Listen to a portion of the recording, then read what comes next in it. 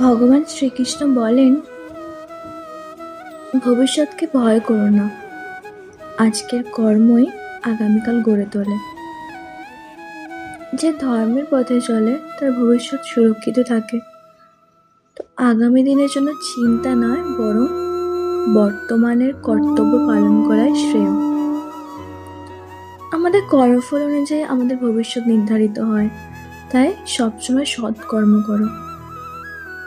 এমনি সময় পরিবর্তনশীল, কিন্তু আত্মা চিরন্তন। ভবিষ্যৎটাকে কখনোই স্পর্শ করতে পারে না। বিশ্বাস রাখো, অন্ধকার ভবিষ্যতের পরে আলো আসে। যে মনকে জয় করতে পারে সে তার ভাগ্যকেও জয় করে।